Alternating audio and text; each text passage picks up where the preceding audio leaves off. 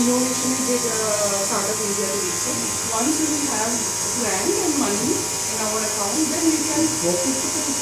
না না সেটা তো এই সপ্তাহে করবো এখন সিএস সাথে প্রফেসরের প্রবলেম এগুলো মানে if you want to decide that I am going to go forward to new business, it's not late, মানে গ্রান্ট তো হবে। হ্যাঁ যে আমি যতদিন দেখাতে পেরেছি আমি ধরুন আজকে আমি বলছি so that I will incorporated 1 year back. That is the message. কিন্তু আমার প্রোডাক্ট প্রায় প্রোটোটাইপ আমি এখন ইনকর্পোরেট করলাম, এটা কিন্তু বিকজ সাইনিং টাকা কিন্তু কম আমার সুবিধা আছে তো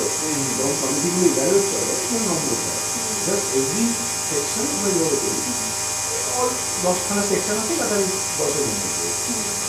এইবার ওইখানে একটা থাকবে তাতে আপনি দিয়ে পাবেন,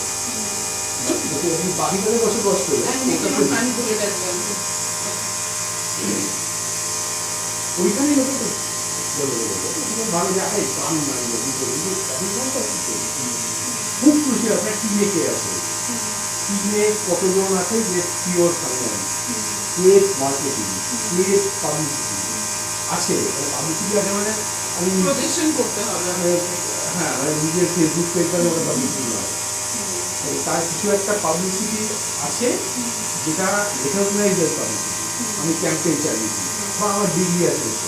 তাহলে দেখো তাহলে মা একটু 10-এ কত আপনি কিনে ও খালি ও 10-এ 1 পাবে হতে পারে যে আমি খুব যা যত ভালো বিজনেস করছি তত ভালো বিজনেসটা হতে পারে, সেটা আমি সব করতে পারি কিন্তু কখনোই সম্ভব না। তোর যে ডিপিআইডিতে প্রপোজাল সাবমিট করা হয় এতে তাহলে একটা এক্সপার্টিসের দরকার, এক্সপার্টিস আছে কিন্তু আমি আমাদের ইনকিউবেশন সেন্টার আমরা ভিসিতে ভিসিএসের কথা বলছি, আমাদের তো আপাতত সিড ব্রাঞ্চের একটা ক্রাইসিস হয়ে গেছে, বিএসসি থেকে যারা সিড ব্রাঞ্চের টাকা দেয় ইকুইপমেন্ট অ্যান্ড ইয়োর স্যালারি আমার অপেক্ষ করে। এবার আমি সিড ব্রাঞ্চের জন্য যখন যাতে আপনাদের হেল্প করতে পারা যায় সেটা আমরা ডাইরেক্ট করতে পারি,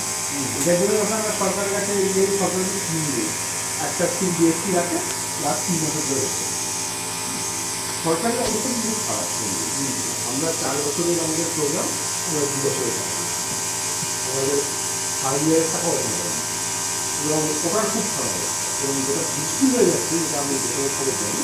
সেটা হচ্ছে যে স্টার্ট আপের পেছনে এখন হঠাৎ সরকারের মনে হচ্ছে যে প্রচুর পয়সা বেরিয়ে যাচ্ছে যেটা এখন বেরিয়ে যাচ্ছে, যার ফলে জিএসটিকে খুব মানে বাজে রকমের চাই কারণ তোমাকে এত টাকা আমি দিয়েছিলাম তুমি দেখাচ্ছি 50% ট্রেন্ড ঠিকঠাক মতো এবার সে করতে গিয়ে আমি যে ভালো কাজ করছি আমি তো এবার টাকা কিনলে পয়সা নিয়ে নিতে আমার কিন্তু টাকা কিনলে আমি যদি জানি নেক্সট টার্ম শিখিয়ে করবো তো বাজেটটা অনেক বড় বড় কথা আছে ভেতরে পুরো হ্যাঁ এই এবার যেটা মনে হচ্ছে যে মানে আমাদের ক্ষেত্রে সবসময় মানে আমরা যখন DC is the only option, আমাকে ডিসি ভ্যালু করতে হবে, so we have given 6 different DC, প্রত্যেকটি লোকের আমাকে জিজ্ঞেস করছে আমার টিমকে,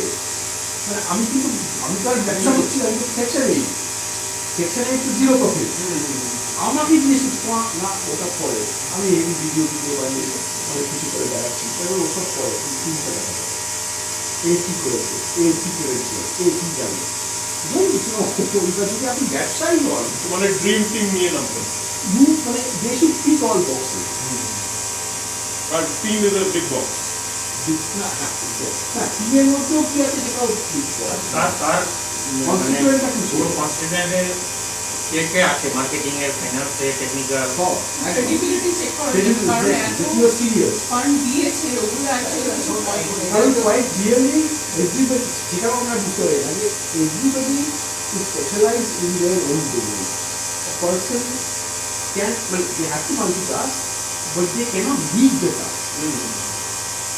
কিছু ডেলিগেট করতেই হবে everybody has to do everything অবশ্যই আমি সম্পূর্ণ হ্যান্ডেল পারবো না কিন্তু decision but has to stop to one person ডিসিশনটা বলে এবার ওকে বলা যায় কর্পোরেট ম্যানেজার দেবে অবশ্যই দেবে কর্পোরেট ভালো বানাতে হবে কন্টেন্টটাও বলে দেবে প্রস্তুত লোকের সামনে দেবে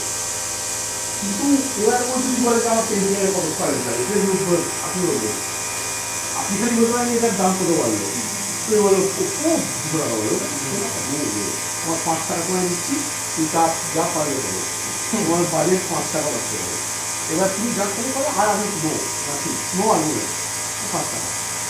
এই জায়গাটাতে থাকতে হবে যে আমার এ বলবে এটা আমি কিনবো আর একদম ওভারঅল থাকবে সেটা খুব important। কারণ যেটা খুব আনফর্চুনেট যে ভারতে প্রচুর টাকা আছে কিছু লেবারি লোকও আছে কিন্তু ঠিকঠাক ইউজ করার লোক একদম যাচ্ছে না এখানে মানে ইনোভেশন তো সব ধাপা হয়ে গেছে হ্যাঁ না মানে ওটা কানেক্ট হচ্ছে না হ্যাঁ হ্যাঁ ইনোভেটররা আলাদাভাবে ইনোভেট করছে, টাকা আলাদা জায়গায় পড়ে আছে। অ্যালাইন হচ্ছে না properly। হ্যাঁ। আর যারা আমি বলছি তো আমি ধরুন আমি এই জিআইএস কলেজ এটা এখানে GIS কলেজ আমাদের বাড়ির সামনে। জানেন তো আমি আমাকে অনেকবার ডেকেছিল বিপ্লব